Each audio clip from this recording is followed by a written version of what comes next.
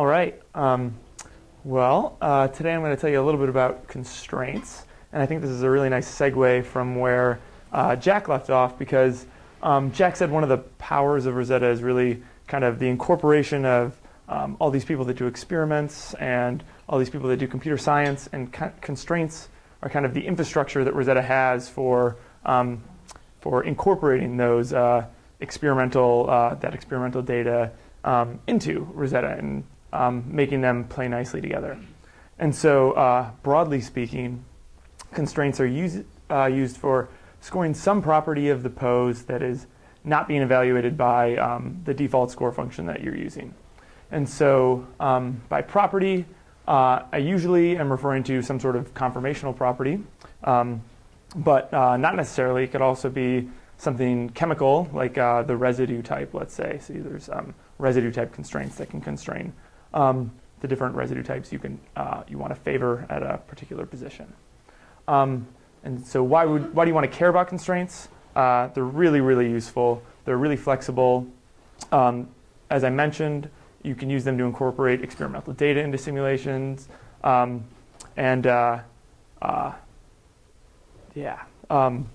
I'd be surprised if you got through your Rosetta career without using constraints at some point or other, because eventually you're going to run into a situation and kind of out-of-the-box Rosetta is not really going to do what you need it to, or somebody's going to come to you with a specific problem, and constraints are a good way to approach a lot of unique problems.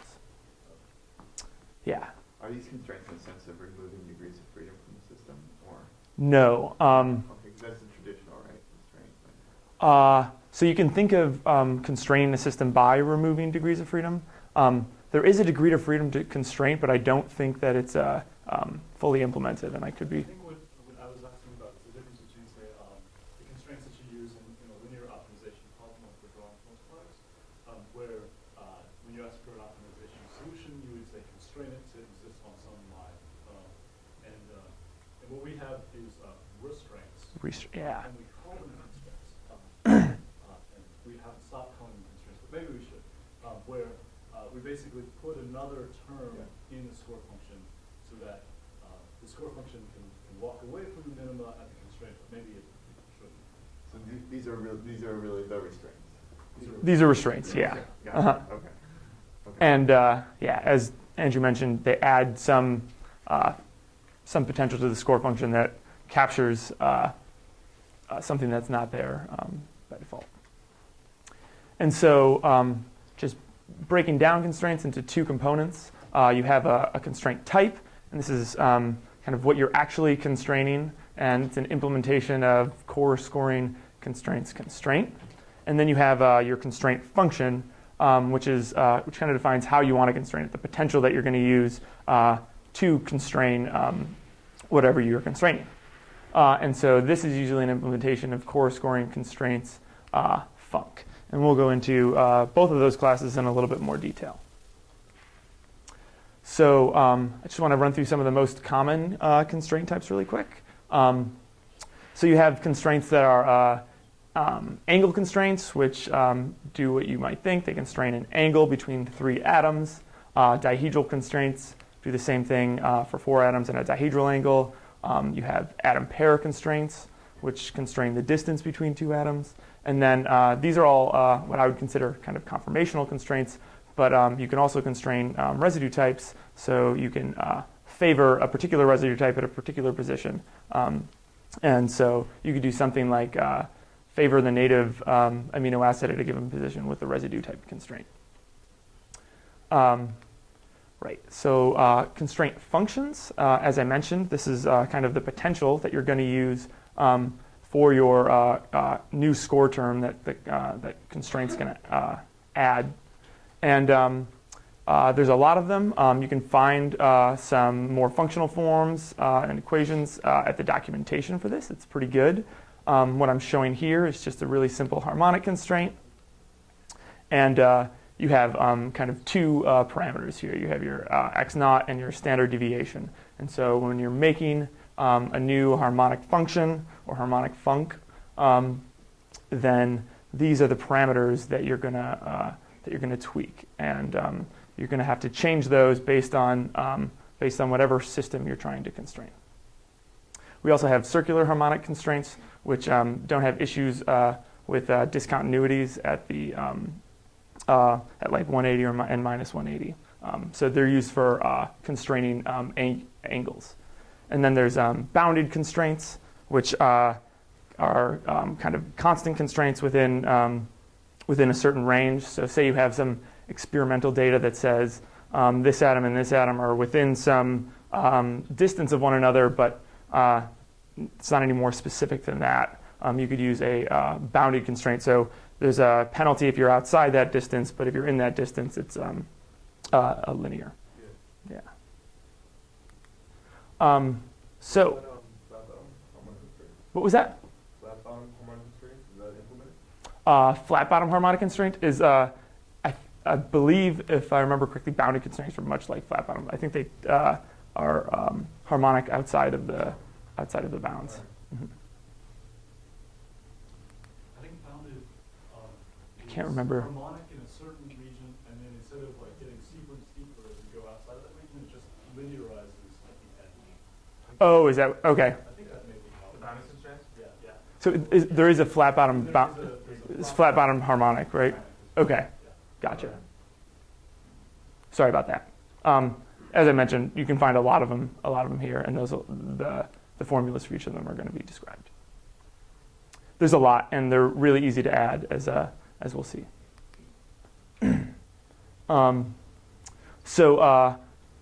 Constraints are stored in a constraint set, which lives in the pose, as Andrew mentioned earlier, and they're split into three groups: residue constraints for a single residue, residue pair constraints, which obviously function on a pair, and multi-residue constraints. And this should be somewhat intuitive based on what you know about scoring now, which Andrew talked about yesterday. And as he also mentioned, like in the case of residue pair constraints, these are long-range constraints, which means that they can function over any distance. But it also means that that if you have that with constraint energies, you need to define the container. So you need to tell the score function what's going to be involved in scoring. It's not going to be done automatically for you.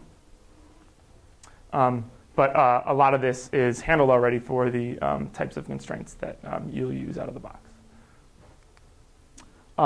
So now I'm just going to talk a little bit about this Zincbinding example, which is kind of a classic use of constraints, where you have some metal ion, in this case it's zinc, in a protein, and out of the box, Rosetta doesn't know which, perhaps you have some protein residues that are coordinating this metal ion. Rosetta's not going to have a score term by default that will keep the geometry of this coordination sphere at its ideal values or near its ideal values. And so there's going to be 5 steps that we're going to go through for constraining a particular zinc ion. We're going to focus just on a single residue and its zinc with a single constraint. And then in the tutorial, you're going to be doing something very similar to this in step 2. So we're basically going to need to figure out what we're going to constrain. We're going to need to create the funcs that we're going to use for the constraint. Then create the constraint, apply it to the pose, and then evaluate it through scoring. And so step 1 is figuring out what we're constraining. And as I mentioned before, this is conformational constraints function at the atom level. And so we're going to look at constraining the atoms of a single zinc coordinating histidine. So we're going to constrain the distance between this nitrogen and the metal ion for this quick example. So the first thing we need to do is create the func, or the potential that we're going to use to define how we want to score this distance relationship. So we need to figure out what func we're going to use and what parameters we should set those to. And just as a quick aside, the func class that is so each of the potentials that we talked about before, harmonic, circular, harmonic, bounded, are implementations of this func class, and there's essentially two fundamental methods that you need to implement if you're making a new func. They are func and defunc, and they're pretty straightforward. Func is the value of this function at some position x, and defunc is the derivative of this function at position x.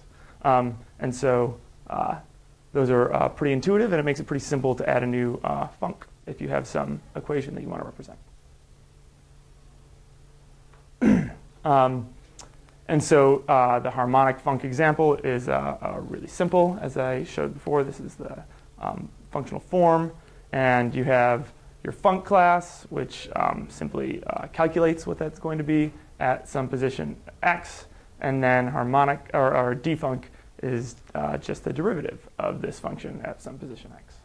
And as I mentioned before, this takes two parameters. They're x naught and the standard deviation. And so those are private member variables of this func implementation. So for our Zinc example, we're going to create a harmonic func. And as a note, the distance for an atom pair constraint, which is what we're going to be adding, is in angstroms. And for most of the, I think all of the angle constraints that we have in Rosetta, their unit is radians. And so that's something to keep in mind. So for, again, going back to our histidine metal example, all we're going to do is make a harmonic func owning pointer. We'll call it histidine and dist func. And this is just a new harmonic func with some ideal distance and some standard deviation. And so pretty simple. And now we have this func that we can give to a constraint that takes a func and start adding it to the pose. So creating the constraint is equally simple. And all we need to do is know the type of constraint that we want to use. And so any ideas as to what func we're going to use for this distance constraint? Anyone know off the top of their head? Harmonic. That's the, I'm sorry, I think I just misspoke. We are going to use harmonic constraint, or harmonic func, but that's the function type. We also need to know the constraint type. So what type of constraint we're going to add. An atom pair constraint, right, exactly. And that's because an atom pair constraint is what's used for constraining the distance between two atoms. So the constraint class is simple, much like the func class is, and all of the constraints in Rosetta are implementations of this base class. And it boils down to essentially this score function, which takes an XYZ func, which is just responsible for converting an atom ID, which we talked about briefly the other day, to a numeric XYZ vector, so the XYZ coordinates of a particular atom.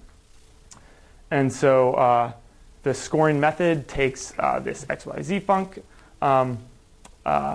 an energy map, that's the weights. This is a const reference, so you're not going to change the weights during the evaluation of scoring, which makes sense. You wouldn't want to score something and allow the score to change the weights of the score function. And then a reference to the energy map. And this is where we're going to put our calculated score. So we're populating the energy map with this new constraint score. And so this is the implementation of score for our atom pair constraint. We're just evaluating so we have some private member func, which is of type func OP. And so in our Zinc example, this would be a harmonic func owning pointer. And we calculate we evaluate this function on the distance between the XYZ coordinates of atom 1 and the XYZ coordinates of atom 2. And then we add this score to our energy map for this score type. And so I'll point out that for every constraint, you have a corresponding score type. So if you, and I think I'm getting to this in the next couple slides, but in order to actually score constraints, you need to make sure that you have that a non-zero weight for the score type of the constraint that you're adding, or else your constraint won't be added or won't be evaluated. Yeah. I have a general question. Mhm. So I just want to understand the functionality of constraint. So say I set a constraint on a certain atom. Yeah. A position constraint. A positional constraint. So And I'm like, I want to keep it in space. I don't want to like Rosetta move it from where it's positioned originally, right? okay. Conceptually, I mean, it's a general sense or whatever. So the mover can actually move it, and then it scores it, and it obviously it's going to get a very unfavorable score and just discards that move, or does it actually, if I set up a straight, it cannot touch that atom? It's the former. So if you have a constraint, as Andrew mentioned, they're more like restraints. So if let's think about a distance constraint. Say you have some atom 1 and atom 2, and during the course of the evaluation of some mover, you make a move that moves them away from their ideal distance based on our constraint.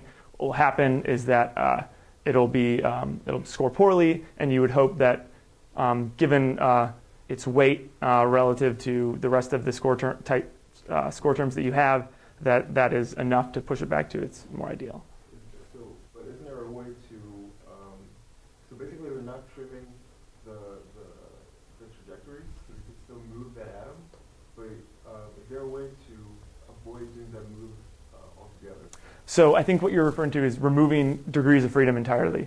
And so the way to do that in Rosetta is usually through a move map. And so you can remove degrees of freedom entirely. Like say you don't want a given phi angle to change at all. So you don't want it to, no ability of a given mover to change that. You can usually do that through a move map.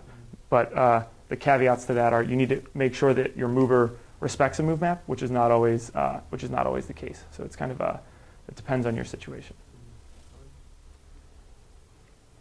Okay. So, oh yeah, sorry. Not a question, but when you use a move map, you could probably set a jump to not move at all. So at that point, so if you don't want a zinc atom, for example, to move at all, then if you set the jump, the movement of the backbone and whatever to zero, then the atom wouldn't move at all. So rather than using constraints, you could use a move map as you suggested, but rather than restricting phi size, you could just set the entire jump to zero. Right, absolutely. A jump is a degree of freedom in Rosetta, and it's accessible through the move map, so you can prevent a jump from changing. It falls on the same problem. If I'm using a mover that doesn't acknowledge move maps, then Absolutely. Right. Mm-hmm. Most of the canonical movers in Rosetta will respect the movement. Right, so now we're getting to the point where we're creating the constraint and adding it to the pose. And so all we're going to do is create a new atom pair constraint here, which is going to take the two atom IDs that we want to constrain, and then this func that or this func OP that we created earlier. And the last thing we need to do, well, not quite the last thing, but we need to add it to the pose's constraint set, and you can do this through pose.addConstraint, and then your constraint OP. And the last thing involved in constraints is actually evaluating the constraint. And as I mentioned before, in order to do this, you need to make sure that the score type that corresponds to your constraint has a non-zero weight. And so in order to do this, you just set the weight, much like you would set the weight to any other score type, to some non-zero value. Here we set the weight of the atom pair constraint score type to 1. And now when we have a mover that has this score function, and we apply it to the pose, then our constraint will be evaluated. All right. And so the last thing I'm going to touch on is constraint files. And so these are ways of adding constraints to a pose from the command line, much like a res file controls the packer. A constraint file controls the addition of constraints to a pose. And it's a pretty straightforward syntax. There's lots of good examples in our documentation, so I'll refer you to there for more complex things. But in this example, you just have each line is a new constraint type and definition pair. And so one of these lines could be, if you have an atom pair constraint, you're constraining the distance between the C alpha of residue 5 and the C alpha of residue 32, and you're going to constrain them using a harmonic func with an ideal distance of 10 angstroms and a standard deviation of 0.25 angstroms.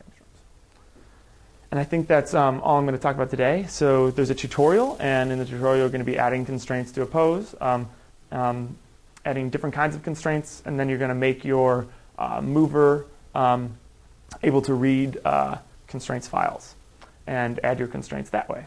And so what I'll recommend is that you can continue your mover that you've been using in previous tutorials, and kind of add this functionality on top of that. So building a more complex mover. So if you have the fold tree mover that you made in that fold tree tutorial, you can kind of make a new branch off of whatever Git branch that is, and start adding some of this constraint functionality there. All right. Any questions?